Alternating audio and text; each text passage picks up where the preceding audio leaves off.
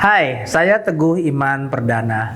Saya adalah seorang penulis, saya seorang pembicara publik, dan saya juga seorang networker.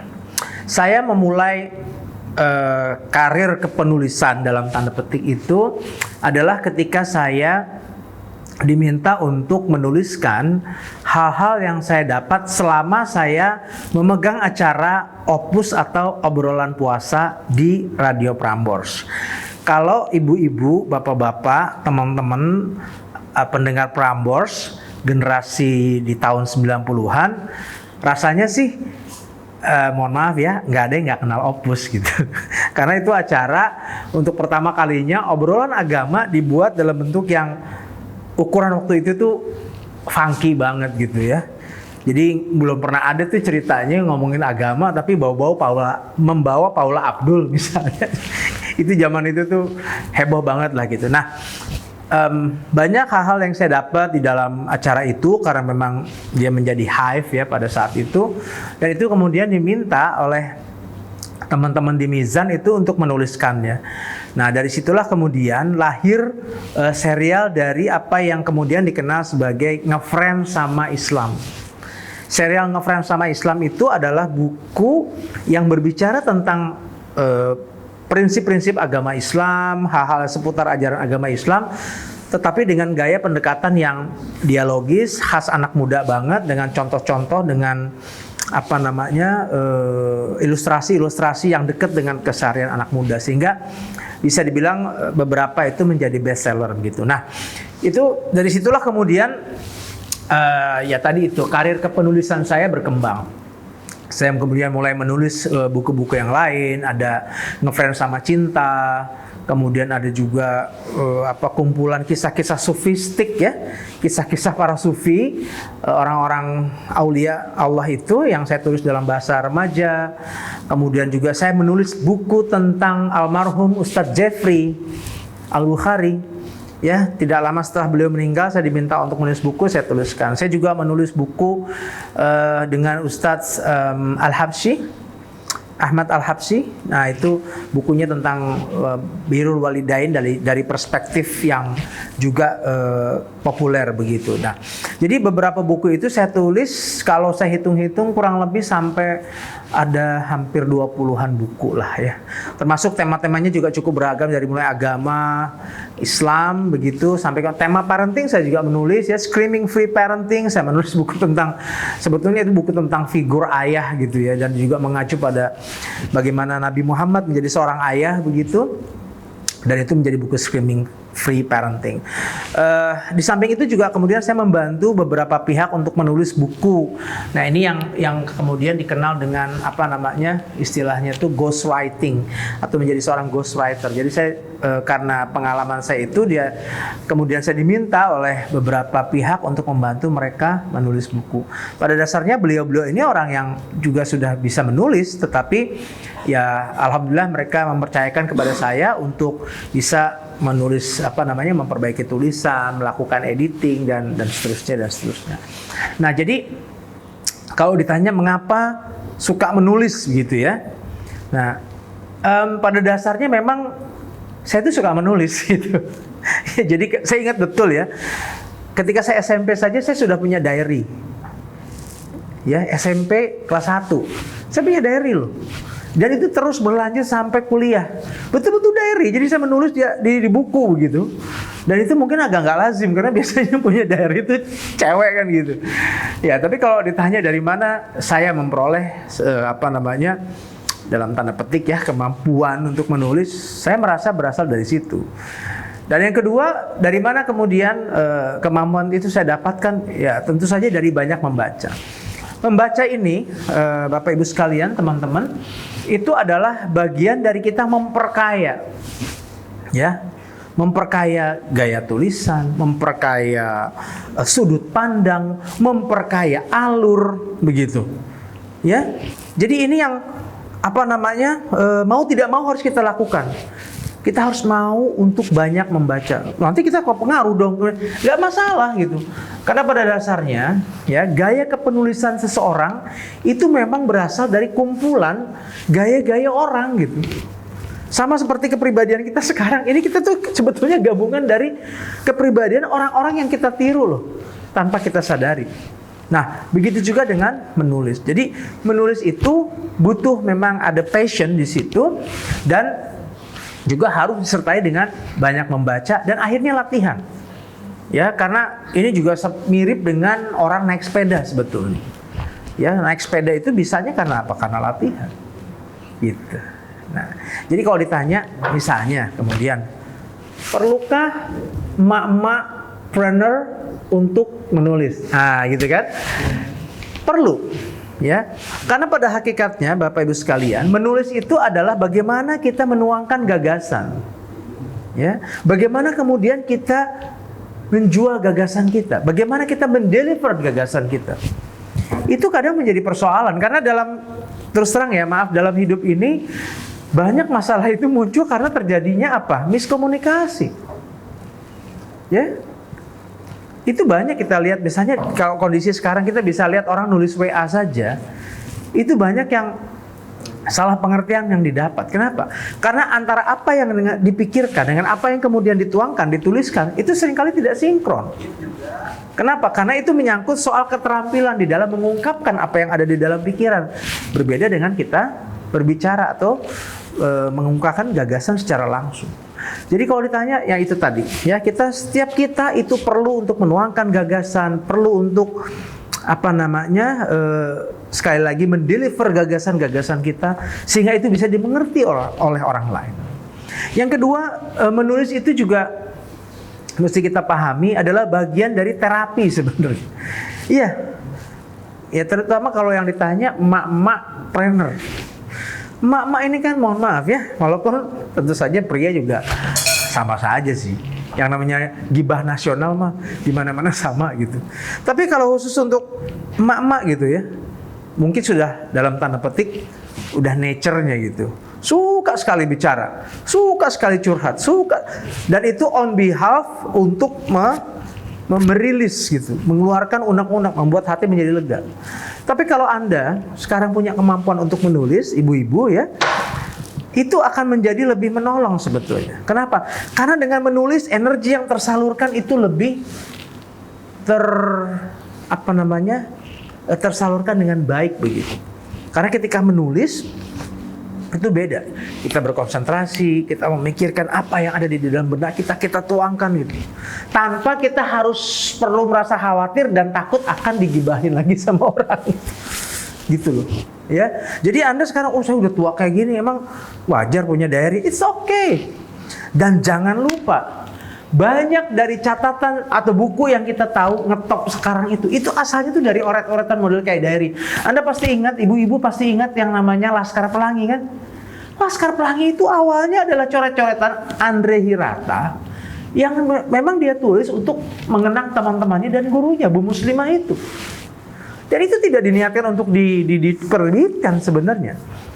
Tetapi yang saya tahu atau kita belakangan kemudian tahu, beberapa kawannya yang membaca tulisan itu gila, tulisannya keren loh ini gitu. Ini bagus loh gitu. Dan bahkan konon ada seorang kawannya yang membawa ini ke penerbit dan jadilah kita kenal Laskar Pelangi yang kita tahu sekarang. Ya. Jadi kedua itu menulis bisa menjadi terapi. Dan yang ketiga, ya, keterampilan menulis buat seorang entrepreneur itu menjadi perlu. Ya. Kenapa? Banyak Bu kegunaannya bisa menulis itu. Ibu-ibu tahu misalnya, sekarang ini ada yang namanya istilahnya konsep storytelling marketing. Jadi marketing karena dasar bercerita. Jadi yang saya maksud begini, misalkan ini saya punya produk lemon ini. Ya, ini kan sepintas kayaknya lemon biasa ya. Ada air, dikasih buah jeruk lemon, kemudian kasih madu, selesai. Ini kita jual. Ya tentu saja ini bisa menjadi menarik kalau kita ditawarkan begitu saja, karena pada dasarnya nggak ada yang nggak suka dengan lemon manis misalnya, atau lemon tea dan seterusnya. Tetapi kalau kemudian lemon ini kita berikan narasi, kita tambahin tulisan ketika kita menjualnya, percaya sama saya, ini akan menjadi sesuatu yang lebih menjual. Ya misalkan, oh lemon ini resepnya saya dapat ketika saya lagi jatuh cinta pada seseorang. Yang saya tahu dia demen banget sama buah lemon. Jadi jadilah lemon ini. Karena setiap kali saya minum lemon ini, saya terbayang-bayang sama dia. Mungkin ini kedengaran konyol, tapi itulah yang terjadi misalnya dengan ada seorang pengrajin tenun tapis di Lampung. Ketika mendapatkan pembelajaran soal bagaimana membangun storytelling marketing, dia melakukannya. Jadi mohon maaf, di Lampung itu kan pengrajin kain tapis Lampung itu kan banyak sekali kan. Tapi rasanya hanya beliau itu yang bahkan orang dari Amerika itu datang sampai menginap di rumah dia hanya untuk melihat dia memproduksi kain tapis. Kenapa? Karena dia memberi story, dia memberikan cerita pada kain tapisnya. Dan cerita itu didapat dari misalnya bagaimana sejarah keluarganya memproduksi ini, kain-kain tapis itu begitu. Dan itu ternyata menjadi sesuatu. Nah, saran saya, kuasailah ilmu menulis ini, ya. Karena sekarang mediumnya itu banyak sekali kan, Ibu. Nggak usah berpikir buku kayak zaman dulu. Di laptop ini kan juga, di HP ini kan juga ada fasilitas untuk menulis gitu. Dan tidak harus menjadi langsung mahir. Selalu ada pertanyaan, bagaimana saya memulai menulis ini?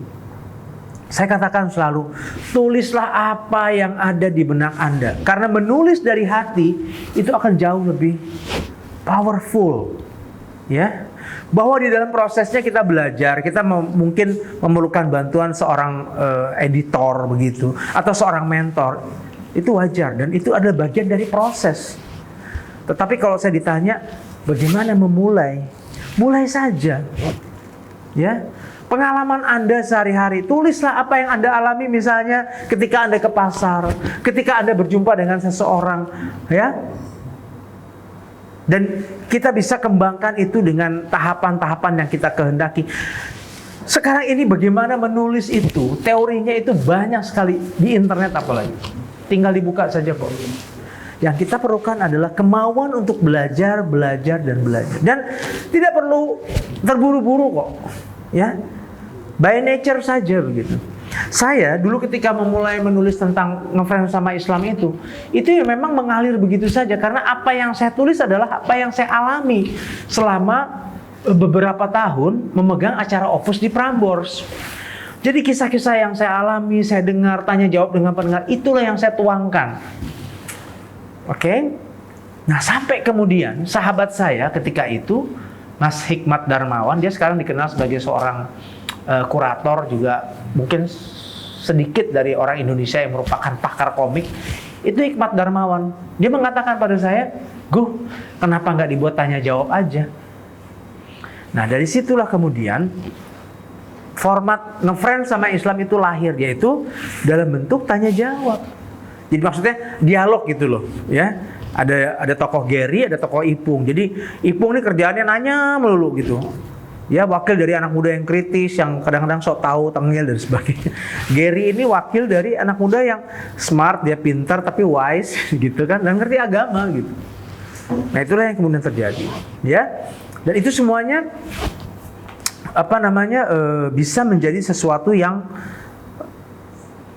menjadi cikal bakal dari buku, ya. Nah, tapi saya sukanya nulis status di FB, apa itu bisa jadi buku? Sangat bisa, ya.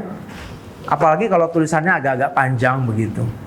Tapi misal pun nggak panjang, lebih merupakan refleksi keseharian, itu nanti kan bisa dikembangkan.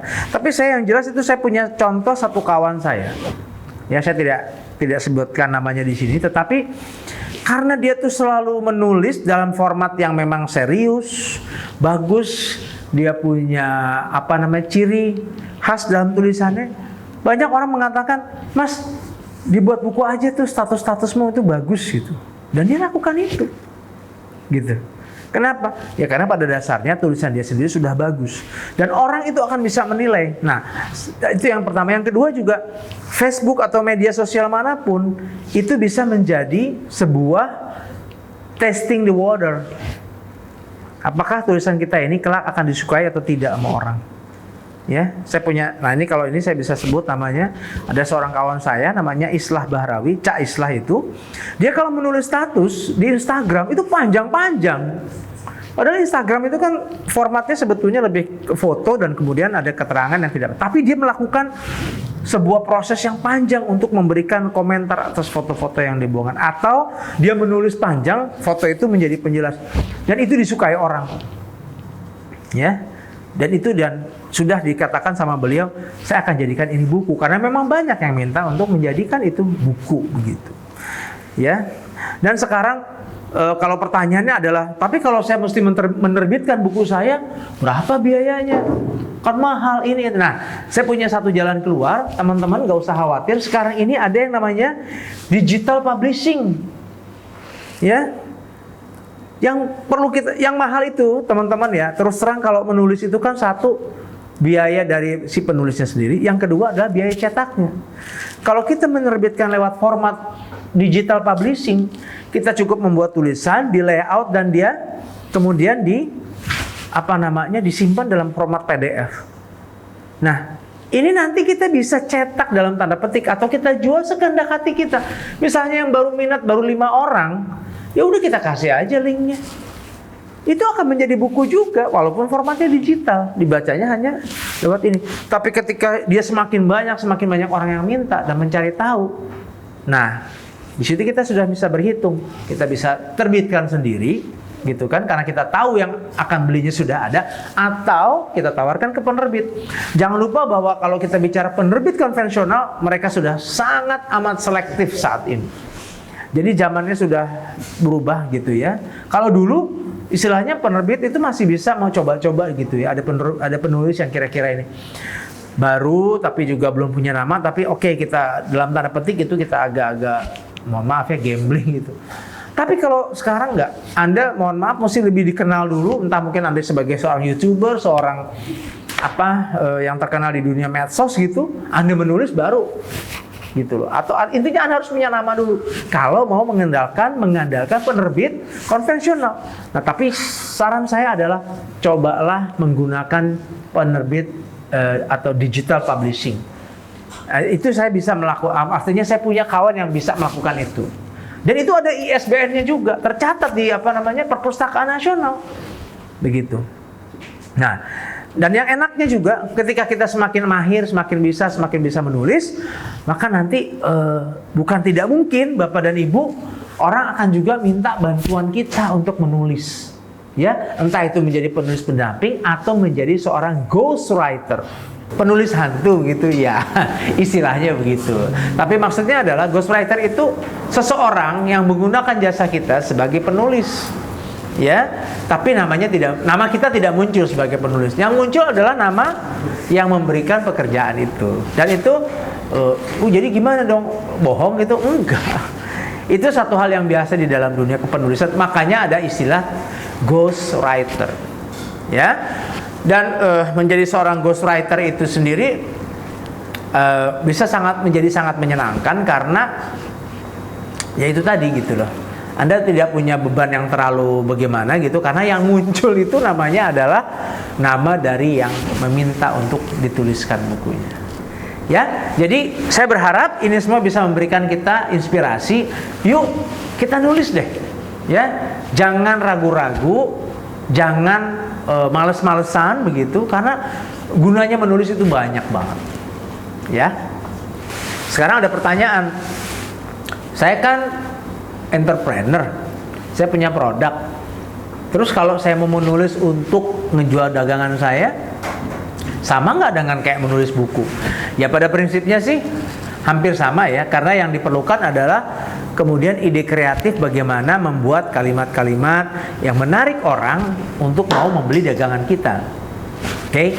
Nah, pada prinsipnya itu sama. Hanya saja kalau kita bermaksud membuat sebuah tulisan yang niatnya adalah menarik orang untuk membeli dagangan kita, nah itu memang dibutuhkan keterampilan yang agak lebih spesifik. Makanya ada istilah itu copywriting. Ya. Copywriting itu maksudnya adalah membuat tulisan-tulisan yang kadang tidak panjang gitu. Tulisan-tulisan pendek, ya, kadang berupa tagline saja, ya. Tetapi itu bisa memancing orang untuk mau membeli produk kita. Nah, ini memang membutuhkan keahlian yang dalam tanda petik agak khusus. Tapi sekali lagi, ini semua bisa dipelajari kok. Karena prinsipnya juga bisa diketahui oleh semua orang. Ya, misalnya prinsipnya adalah AIDA. Bagaimana kita mencari attraction. Kemudian I-nya itu intention. Ya, D-nya itu desire. A-nya itu action. Ya. Attraction, intention, desire, action. Bagaimana tulisan kita itu bisa menarik perhatian orang dulu? Ya, pernah lihat di jalanan misalnya, jangan nengok ke kiri gitu. Yang ada apa? Kita nengok ke kiri kan? Nah, itu contoh gitu loh. Nah, itu kan teknik-teknik begitu adalah teknik-teknik yang namanya copywriting ya. Penulisan kreatif bagaimana menarik orang untuk tertarik dengan produk-produk kita ya.